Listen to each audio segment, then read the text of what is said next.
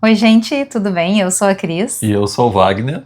e hoje nós estamos aqui fazendo um vídeo um pouco diferente daqueles que vocês costumam gostar e aqueles vídeos que a gente faz para dar uma ajuda aí para o público que gosta de viajar ou que só tem curiosidade.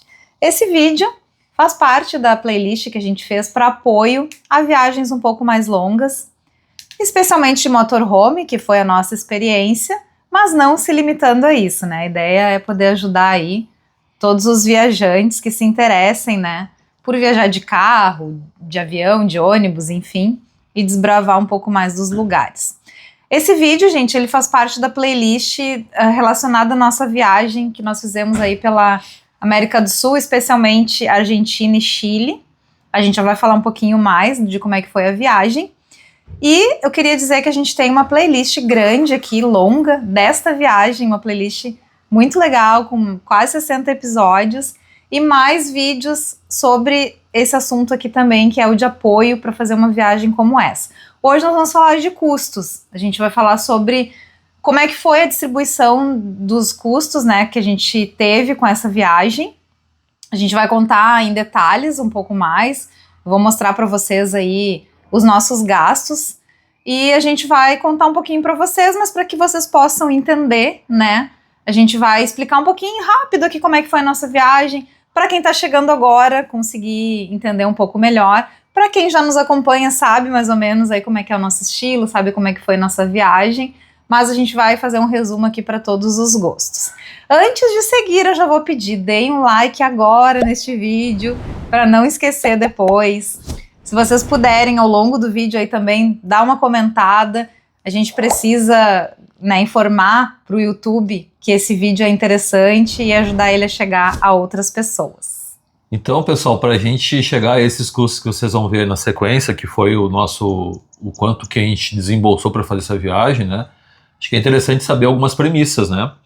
Então, essa viagem que a gente fez, para quem não nos conhece ainda, a gente fez uma viagem aí de 96 dias, onde a gente percorreu cerca de 20 mil quilômetros no território argentino. Então a gente fez a Argentina de toda ela, né, dá para se dizer, de sul a norte, de leste a oeste, e parte do Chile. Então a gente fez lá basicamente o sul do Chile, toda a carretera austral, até Puerto Varas, né, e aí a gente voltou para a Argentina.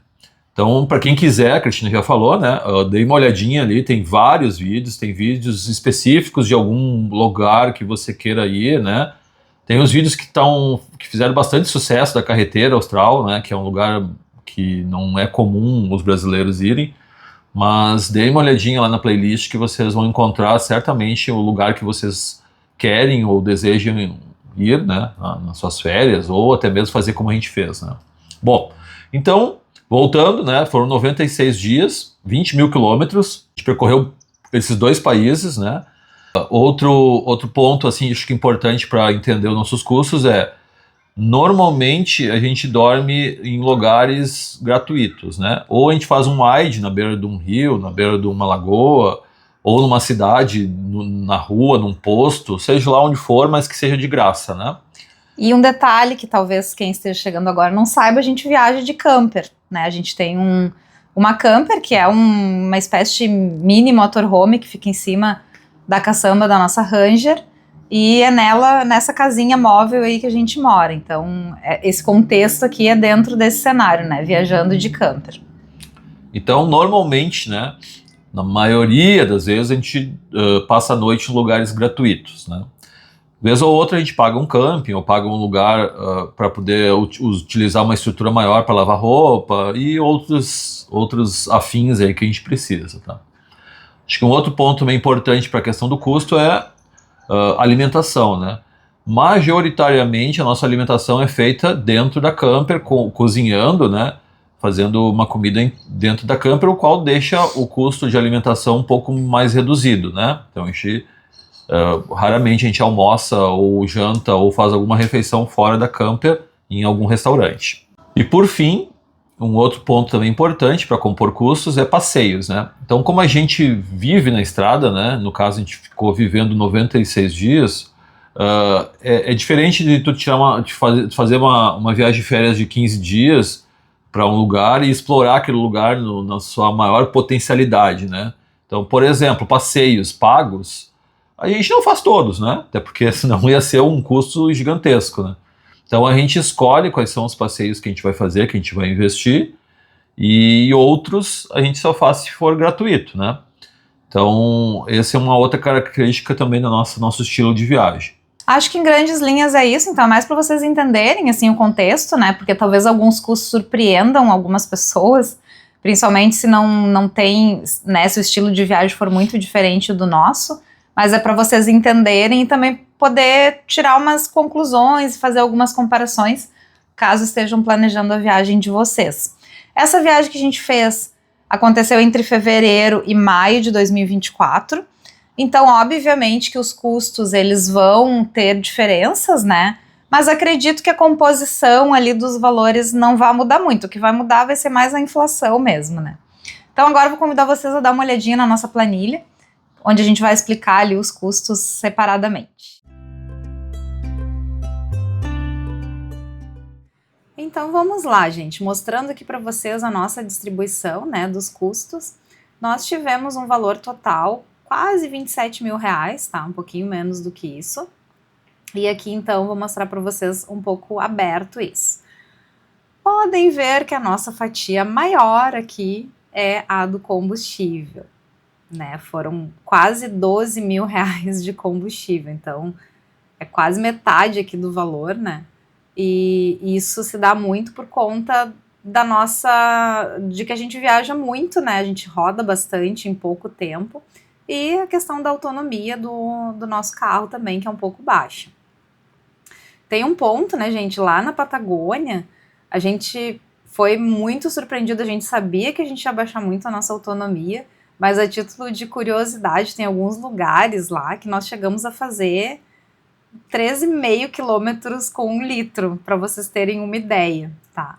Claro que nos lugares planos essa média aumenta bastante, mas na Patagônia, com vento contra, aquele vento da Patagônia foi bem complicado mesmo. O nosso segundo maior custo é com o supermercado, então a gente teve aí R$ 7.800, né, mais ou menos, nesse período, e isso se dá muito em função de que a maior parte da nossa alimentação é feita dentro da camper, né, como a gente já tinha comentado, e acaba que a gente acaba gastando muito próximo do que a gente gasta no Brasil, né. No Chile, o custo estava um pouco maior de mercado. Na Argentina, estava mais ou menos um pouco abaixo do Brasil, assim, tipo na casa de uns 15% abaixo do Brasil. E tem um ponto, tá, uma dica, inclusive, na Argentina, para quem for, né, para aquela região da Patagônia, tem um supermercado lá que é o La Anônima. Então, dando uma dica aí para vocês que queiram economizar, é possível fazer um cadastro lá, simples, rápido, e existem muitos descontos para quem é associado ao La Anônima. É grátis o cadastro e só tem benefício. Então, é uma dica para economizar, porque a alimentação, né, o mercado realmente é um custo alto, e na Argentina tem essa possibilidade. No Chile, o custo estava muito próximo ao do Brasil, um pouco, tipo uns 5% a mais, mas nas regiões que a gente foi, que eram regiões mais isoladas, assim, era até um pouco mais alto. Então, tenham isso em mente. Independente do período que vocês forem, eu acredito que vai ser mais ou menos a mesma coisa, exceto a Argentina, que está subindo cada vez mais. Então, tudo que vocês puderem levar aqui do Brasil, né, que seja alimento não perecível, levem para facilitar essa parte do mercado. E aí, gente, já pegando aqui a alimentação, né, que é um valor, né, um quarto aqui valor nosso, essa alimentação aqui é só dos momentos que nós saímos para comer fora. Então, como eu falei, a gente não costuma comer muito fora, a maioria das refeições foram feitas dentro da camper, né, cozinhando. Então, esse valor aqui é de alguns momentos que a gente saiu para comer fora. No Chile é bem caro a comida fora, e na Argentina é um pouco melhor. Aí tem outras coisas, né? Então aqui consertos seria tudo que a gente precisou investir para conserto da casa, comprar alguma peça que faltou, troca de óleo da Ranger, coisas assim entraram nessa categoria aqui, tá? Gás foi muito pouco, porque a gente carregou 2 vezes na Argentina e o valor lá é bem baixo, né? Então, mesmo agora, continua baixo. Lavanderia, né, para 3 meses, então as roupas, na maior parte das vezes eu lavo na lavanderia, pouquíssimas vezes, né, quando eu tô numa estrutura de camping eu aproveito, mas em geral é na lavanderia, então acaba que esse custo aqui foi o que nós gastamos para este período, e eu só lavei roupa na Argentina, no Chile estava bem mais caro, na Argentina estava um custo melhor. A hospedagem aqui foi só uma hospedagem que nós tivemos em Chaitén. Foram 3 dias que a gente ficou lá, porque a gente estava no meio de uma tormenta, e já foi esse valor, né? Aí já entra aqui em camping. Olhem como a gente gastou pouco com camping. Uma por causa do que nós falamos, né? Que a gente costuma viajar, a gente costuma dormir em locais que são grátis, seja o Wide Camping, posto de combustível, free camping, enfim, praças, né? E a outra é que os campings na Argentina eram muito baratos, né? Tá aumentando o preço, mas assim, comparado com o Brasil ainda é um preço bem bom. Então, o mais caro que a gente pagou na Argentina, eu acho que foi R$40 a diária por pessoa. E o mais barato deve ter sido ali na casa dos R$7.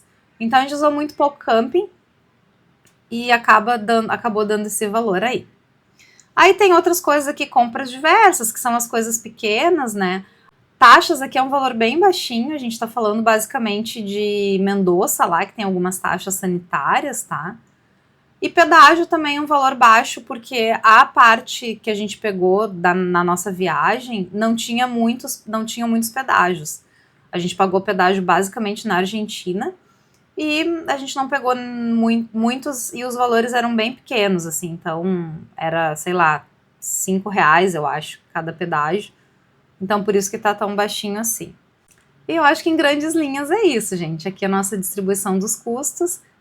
A gente pode ter passado aí, né, na hora de apontar um ou outro custo ficou de fora, mas aqui realmente está o macro de quanto que nós gastamos nessa viagem. E aí, gente, o que vocês acharam? Contem pra nós. Ficaram surpresos com algum gasto? Lembrando, né, gente, que os gastos, como a gente já tinha comentado, sempre vão depender aí do estilo de viagem. Então, por exemplo, no nosso caso, o nosso maior gasto é com combustível. Por alguns motivos, né? Um é porque a gente costuma rodar bastante, a gente não fica muito tempo parado, né, no mesmo lugar, o que diluiria um pouco mais o custo de combustível, a gente roda bastante. E o outro é porque o nosso veículo, a autonomia dele é um pouco baixa. Então, se a de vocês for maior, né, obviamente o custo de combustível vai ser menor. Só um exemplo aqui de combustível, né? Mas às vezes a pessoa gosta de viajar e gosta de sair, por exemplo, tem muitos conhecidos nossos que priorizam muito comer fora. Então, independente se vai de qual é o veículo, qual é a forma, né? Vai gostar muito de sair para experimentar comidas fora e isso vai acabar dando um custo maior, talvez, em alimentação. E por aí vai, né? Então, vai variar um pouco, mas a ideia era passar aqui para vocês mesmo isso, né, que como foi a composição dos nossos custos no nosso modelo de viagem, e comentem aí com a gente quer saber se vocês ficaram surpresos ou não. O importante, pessoal, acho que depois de tudo isso, é ter um roteiro de viagem, né? Acho que a primeira coisa que se tem que prestar atenção antes de fazer uma viagem longa como essa é onde é que tu quer ir, o que tu quer fazer, quais são os teus objetivos nessa viagem, né? Traçar ali, a gente tem um costume de, antes de fazer uma viagem como essa, a gente coloca quais são os nossos principais objetivos, né? Não quer dizer que a gente vai seguir pela ruta ou pela estrada A, B, C, D. Quer dizer que a gente tem um norte para ir. Então pode ser que para chegar nesse norte a gente tenha que passar um pouquinho pelo sul, pelo leste, pelo oeste, mas a gente vai no fim chegar no norte. Então, acho que isso é importante na hora de fazer um roteiro como esse, para que a gente também não se perca, né?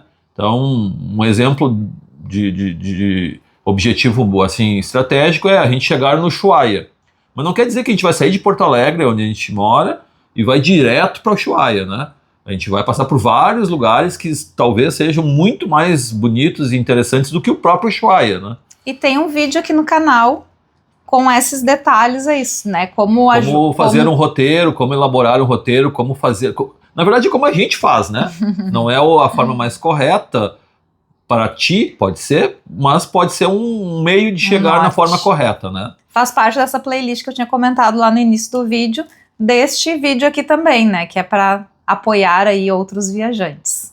Um outro ponto importante na hora de fazer uma viagem como essa, obviamente aqui vocês acabaram de ver como é que foi a composição dos nossos custos, né, nessa viagem, como é que tu usa o dinheiro, como é que tu faz os pagamentos, né, desse valor todo que vocês viram aí de 3 meses, como é que tu faz o pagamento, né, lá no exterior, né? Obviamente que não tem como a gente levar 30, 40, 50 mil reais em dinheiro, né, lá para a Argentina ou para o Chile. Até tem, tu vai correr um risco aí desnecessário, né? Então tem toda uma forma de compor a estratégia, né, de cada um.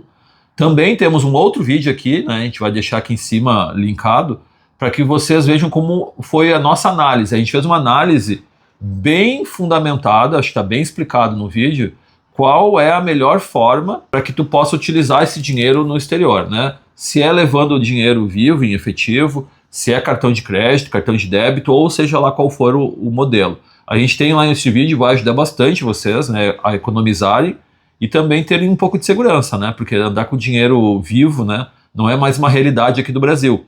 Então, se tu conseguir equilibrar essa balança quando tu viajar para fora do Brasil, melhor. E o terceiro ponto, eu acho que a gente pode dar uma dica, é sempre ter um fundo de reserva, né, pessoal? Uma viagem como essa, no nosso caso, a gente não teve nenhum imprevisto grave, né? Tivemos alguns perrengues ali que são normais, né? Mas assim, nada grave, né? Não teve um acidente, não teve uma pane na caminhonete ou qualquer outro problema que fizesse com que a gente colocasse algum dinheiro ali maior em cima, tá? Mas assim, a gente tinha uma reserva, né, que poderia cobrir aí um dano maior aí que a gente tivesse durante a viagem. Lembrando que a gente estaria fora do Brasil aí por um longo tempo, né? Então não é só ir num caixa eletrônico ali e sacar dinheiro, né, sacar reais. Então tu tem que ter uma forma de planejar seu colchão, né, de segurança.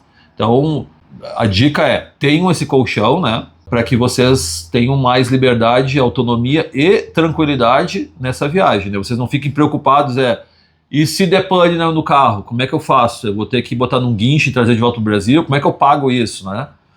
Então, acho que isso também ajuda bastante aí, principalmente a vocês poderem curtir mais os lugares, né? E é isso, gente. Se vocês ficaram com alguma dúvida, comentem aqui pra gente, nós vamos responder com o maior carinho aí pra vocês. Se não deixaram um like ainda, eu tenho certeza que este é o momento que vocês vão ter gostado desse vídeo, vão deixar agora.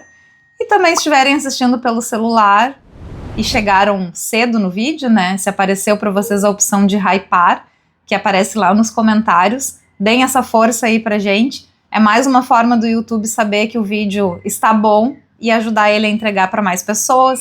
Lembrando que não tem nenhum custo, né? Nenhuma dessas coisas, é tudo de graça aí para vocês. Comentar, dar like, hypar, tudo sem custo. O like, pessoal, para esse tipo de vídeo que a gente está fazendo aqui, não é o objetivo do nosso canal, né? Nosso canal é de viagem. Então a gente faz esse tipo de vídeo aqui somente para ajudar. Então é importante vocês darem o like para informar para nós também, não só para o YouTube, mas para nós, que está fazendo diferença esse vídeo para você, né? Então é isso, gente. Até a próxima. Até mais, pessoal.